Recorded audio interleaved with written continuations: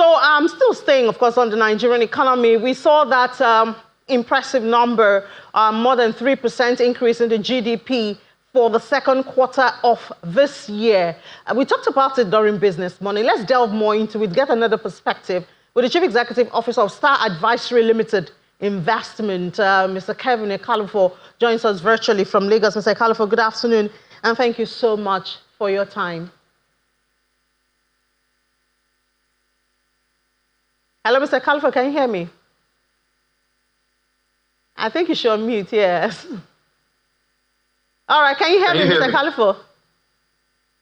Yes, I can. Oh, great, yeah. So, expectedly, the government officials are very excited about this number, 3.19% of our GDP.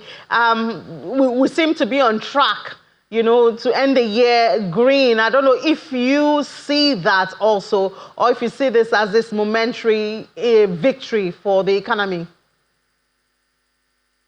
I think we're actually edging in the right direction. We're heading northward. One of the key drivers of this growth is the increase in oil production.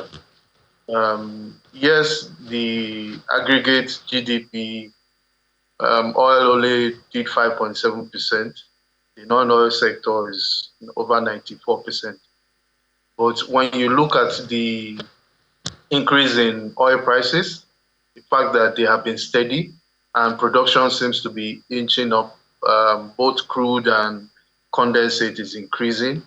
The introduction of the military, the Chief of Defense Staff helping to ramp up production, providing intensified security in the Niger Delta area is, I would say, a welcome development to the economy. Also, there's a slight uptick in the services sector. There's also an uptick in the agriculture sector as well. Harvest is coming in. So definitely a lot of things are improving. Somewhat, there might be some that might look cosmetic, but on the outlook going forward towards the end of the year, we expect that the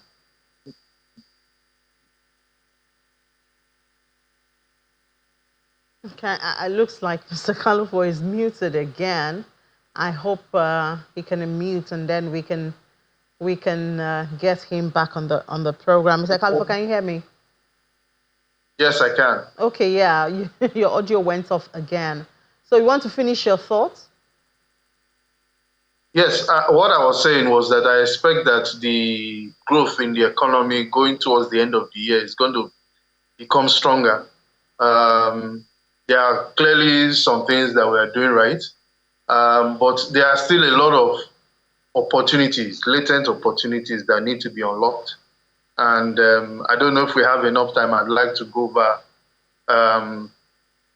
When you look at agriculture, the livestock sector trended downwards, 1.7% negative. That's a sector that needs adequate attention. Hopefully, with the creation of the Ministry of Livestock Development, I expect that this would create an enabling environment for the livestock entrepreneurs who are in that space, the companies who are in that space, to improve on their production. Because with improved production, improved sales, they would increase the number of employees, GDP would grow in that space. We look at even the government-owned entities.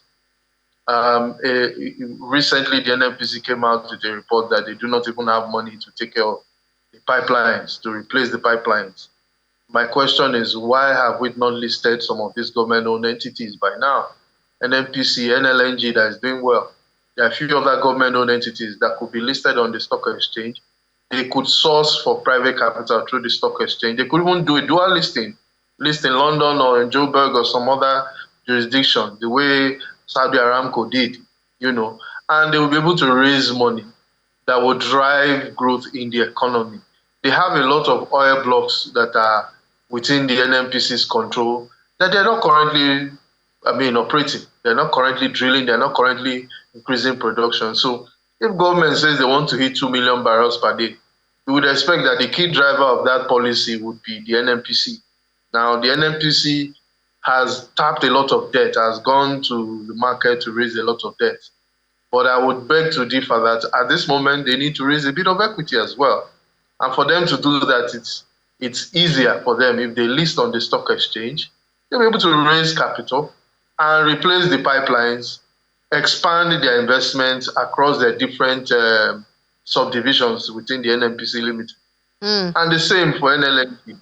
I can go on and on across different sectors, whether it's the refining sector. All our refineries need massive injection of capital. Gas processing plants. We've called this decade the decade of gas. We need capital to do this. It's unfortunate that government keeps borrowing for things that we can actually bring in private capital to do. Okay, also looking at the sectors that went downwards, one of them was construction.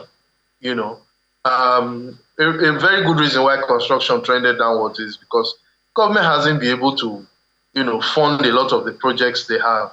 So the construction companies are not doing as well as they should be doing. And the reason why this is happening is because government is funding all from its own balance sheet.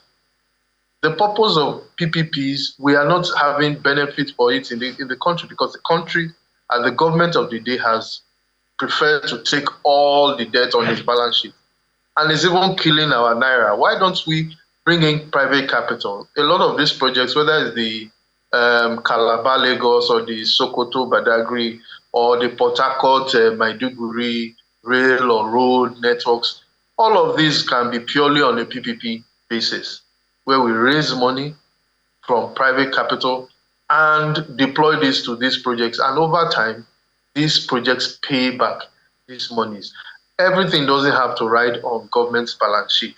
This would grow our GDP significantly at a faster pace than if we decide to use government's balance sheet. Another sector I can talk about is the real estate sector. Government keeps coming every now and then saying, oh, we want to build 10,000 houses in Lagos or in Abuja or nationwide, and they're depending on government resources for it. A lot of this can be done with private capital. Government does not need to be the one using its own funds to build. The purpose of using PPP would increase the speed of delivery, would reduce the cost, the efficiency, and all the metrics you can think of. So at this moment, you look at many of the sectors. I would like to talk about health, for example. I don't know if you're aware that there's a massive drove of our doctors living for greener pastures. Policy, the GDP growth should be a KPI metric used to assess each of our ministers, whether the Minister of Aviation, Minister of Health, and I'll go through a few of them.